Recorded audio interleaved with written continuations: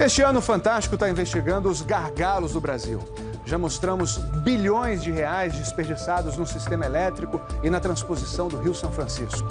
Chegou a hora da série Brasil, quem paga é você. Sônia Bride, qual é o tema dessa noite? Tadeu, hoje nós vamos falar de ferrovias e portos. No preço de tudo que a gente compra, 20% são custo do transporte. Dá R$2 em cada 10, Tadeu. É muita coisa. E a consequência a gente vê. Este ano o Brasil teve uma super safra de grãos. E a comida ficou mais barata? Não ficou. Isso porque o preço do transporte fica mais caro ano a ano. De 2003 até 2011, o frete desde a lavoura mais do que triplicou. É uma situação absurda, Sônia. E essa conta acaba sendo de todos nós.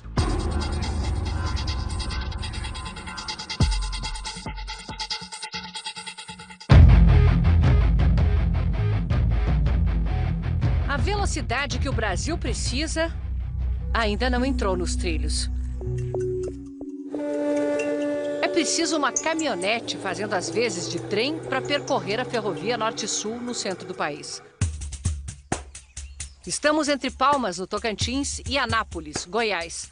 700 quilômetros que ainda não podem ser chamados de ferrovia. O país gastou 5 bilhões e 100 milhões de reais. E depois de 2 décadas, continua esperando pelo trem. Depois da obra toda paga, ficaram tantos problemas acumulados que o Brasil ainda vai precisar gastar 400 milhões de reais. Dinheiro do contribuinte que você paga no seu imposto para finalmente ter um trem circulando nesses trilhos. Além disso, o sonho de ver o Brasil transportando suas cargas de uma maneira mais barata e eficiente vai ficando cada vez mais longe. O Tribunal de Contas da União comprovou que a obra, além de superfaturada, foi mal feita. Sem proteção, os taludes, esses cortes feitos na terra, se desmancham sobre a estrada de ferro. Curvas fechadas demais. Ou o trem reduz a velocidade, ou descarrila. Em muitos pontos, os trilhos simplesmente não foram soldados. São presos por talas que não suportam o peso de trens carregados. Aqui a empreiteira entregou um longo trecho de uma área de manobra sem o leito de brita sob os trilhos. Se um trem passasse aqui, afundaria. E tem mais. Não há um pátio de manobra sequer no caminho. Portanto, não tem lugar para permitir o cruzamento de trens que vão em direção contrária e nem lugar para carregar ou descarregar. São mais de 700 quilômetros desde Palmas, no Tocantins, até aqui, já dentro do perímetro urbano de Anápolis, em Goiás. E aí, faltando apenas 6 quilômetros para chegar ao pátio de manobras e ao fim de linha. Não que esse pátio exista. Depois do túnel, tem o espaço e as pilhas de trilhos que, de tanto tempo estocados, estão perdendo a garantia. Para o IPEA, o Instituto de Pesquisas Econômicas Aplicadas, esse é o tipo de situação que o Brasil não pode mais permitir se quiser se desenvolver. É hora de fazer bem feito, agora. Porque não adianta fazer um projeto vagabundo, começar uma obra e daí a pouco isso dá com os burros na água, né? Ou com os trilhos frouxos, literalmente. Ou com os trilhos frouxos. Ou trilhos moles. Só agora o Ministério dos Transportes constatou que o aço dos trilhos comprados na China não tem a dureza necessária e, por isso, a capacidade de carga deve diminuir. O prejuízo é contabilizado dia a dia pelas empresas do Distrito Industrial de Anápolis. Só desta aqui saem todo mês caminhões que percorrem 300 mil quilômetros fazendo entregas. O transporte hoje para a nossa empresa representa em torno de 30% do custo final do produto. Com a ferrovia, o custo poderia cair, criando as condições para expandir os negócios. Nós vamos crescer, em média, 30% ao ano após a ferrovia estiver funcionando. Para o atual presidente da Valec, a empresa do governo encarregada de construir ferrovias, a obra atrasou e ficou tão mais cara porque foi feita sem um projeto executivo. Não necessariamente aquilo que foi feito a mais significa um dano ou um prejuízo ao erário, mas evidentemente uma falta de planejamento. Tá? Eventualmente você pode ter má fé e algum desvio na obra que a gente tenta coibir de todo jeito, mas uma falta de planejamento pode dar vazão a isso, sim. Agora a Valec fará os projetos antes de qualquer nova licitação. Mas parece impossível ter chegado até aqui numa obra que começou há 26 anos, ainda no governo Sarney. Eu acho que nenhum presidente terá condições de interromper esta obra. Mas parou. 18 anos. Retomada no segundo mandato do presidente Lula, continuou sendo feita sem projeto. Hoje, o governante toma a decisão de fazer e aí é que a máquina vai preparar aquele projeto para ser executado. Como a sociedade está ansiosa, você acaba comprimindo a preparação do projeto e para começar mais rapidamente a obra. Para o Tribunal de Contas da União, isso é uma porta aberta para a corrupção. Quando a obra já começa assim, com um projeto que se sabe que não é o projeto adequado, já se cria um clima de desorganização, que favorece a pessoas, fraudes, corrupção, que se favorece a tentativas de ganhar indevidamente por meio dos chamados aditivos. O responsável pela obra, o então presidente da Valec, José Francisco das Neves, conhecido como Juquinha, foi preso em julho do ano passado pela Polícia Federal. A investigação mostrou que, à frente da Valec, o patrimônio de Juquinha saltou de R$500 mil para mais de 60 milhões. As escutas telefônicas que o envolviam na corrupção foram anuladas pela Justiça. Juquinha foi solto, mas não inocentado. Ainda responde a processo por desvio de dinheiro das obras da Norte-Sul. O advogado de Juquinha diz que vai provar a inocência dele na Justiça. Bernardo Figueiredo preside a EPL, a empresa de planejamento de logística, criada pelo governo no ano passado para fazer os projetos de infraestrutura antes de as obras começarem. A EPL prepara um mapa de transportes que inclui 10 mil quilômetros de ferrovias para escoar as cargas do país. A missão da empresa é inverter essa lógica de desperdícios. Nós precisamos de qualificar melhor a preparação das obras, porque é isso que vai evitar aditivos, obras inacabadas, o contrato que se esgota antes da obra. O leito inacabado da Norte-Sul passa nos fundos da empresa de farelo de soja. Vocês já estavam contando que ia chegar quando? Essa promessa já era para 2008 e ainda continua só no Leitos. Nem mesmo os trilhos estão aí. A empresa que fica em Anápolis usa a antiga ferrovia, que vai até o Porto de Vitória, no Espírito Santo. Mas para exportar para a Europa, a Norte-Sul baixaria muito os custos. Entre você mandar o produto hoje para Vitória ou mandar para o Porto de São Luís, você teria a economia de 4 mil quilômetros de frete marítimo. É muita coisa. É muita coisa. É um desperdício. É o custo do Brasil. Uma espiadinha no mapa deixa claro. Saindo daqui para embarcar tanto em São Luís quanto em Belém, já estaria a meio caminho da Europa. Ou do Canal do Panamá, de onde seguiria para a China. É a 7ª maior obra de transporte em andamento no mundo. Uma espinha dorsal cortando o Brasil do Pará a Rio Grande do Sul.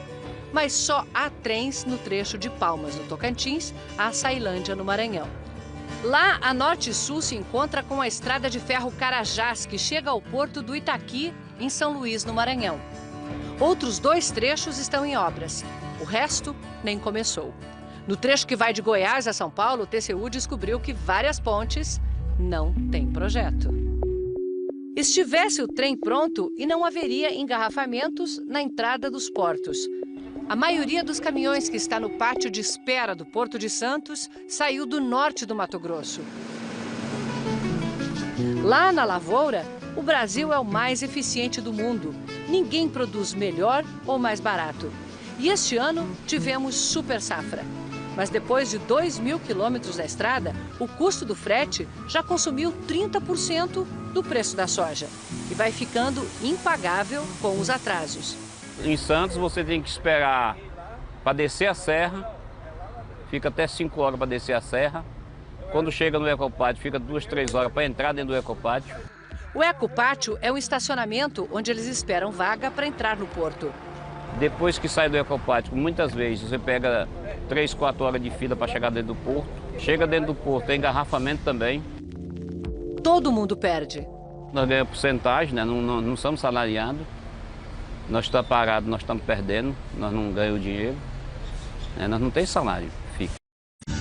O engarrafamento de caminhões é pior porque a cada vez que chega um trem, a estrada é bloqueada. O viaduto que evitaria isso é obra do PAC, mas não ficou pronto a tempo da safra. A dificuldade não é só fazer a soja chegar até o porto, mas fazer com que ela embarque nos navios. O Brasil não tem berços suficientes, quer dizer, espaço e estrutura para carregar os navios. E aí isso provoca um outro engarrafamento, lá na entrada do porto. Um sobrevoo na aproximação do Porto de Santos mostra o tamanho do engarrafamento. Mais de 80 navios ancorados na fila para atracar. Eles vão esperar, em média, uma semana, a um custo de R$60 mil por dia. Essa é uma das razões para que, entre os BRICS, o grupo de países emergentes mais ricos, o Brasil fica em último lugar em qualidade de portos e ferrovias. Se você olha, praticamente todos os portos temos filas. Filas e filas de navio. Dentro das baías, fora das baías. E isso daí alguém paga, nós pagamos. Não há dúvida que nós pagamos. Por causa do atraso no carregamento dos navios, a China cancelou a compra de 2 milhões de toneladas de soja este ano. O recente cancelamento de exportações de soja é uma demonstração clara que o Brasil tem condição de vender, mas não tem condição de entregar nos prazos definidos. Este armazém aqui é o exemplo de como o sistema entra em colapso. Há 3 dias parou de receber soja porque está completo, com 135 mil toneladas de soja. Dá para carregar 2 navios, só que ela não pode carregar porque não tem espaço no porto para os navios atracarem. Vai ter que esperar mais 15 dias para começar a carregar e a receber nova soja. A empresa dona deste armazém divide apenas um leito com outras 3.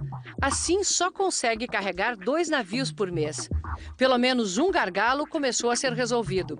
Desde sexta-feira, os serviços públicos como Receita Federal, Vigilância Sanitária e o Ministério da Agricultura estão trabalhando 24 horas por dia nos portos de Santos, Rio e Vitória. Em maio, outros portos passam a operar 24 horas por dia.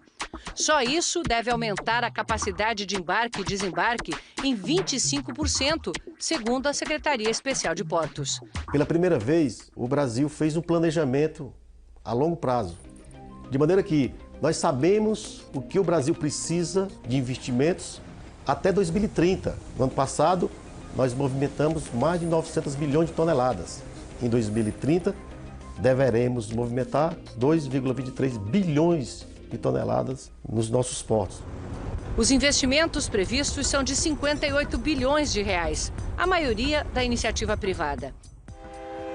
Na outra ponta da Ferrovia Norte-Sul, a soja já chega de trem, apesar de ainda em volume muito pequeno, porque a principal região produtora ainda não tem acesso à ferrovia.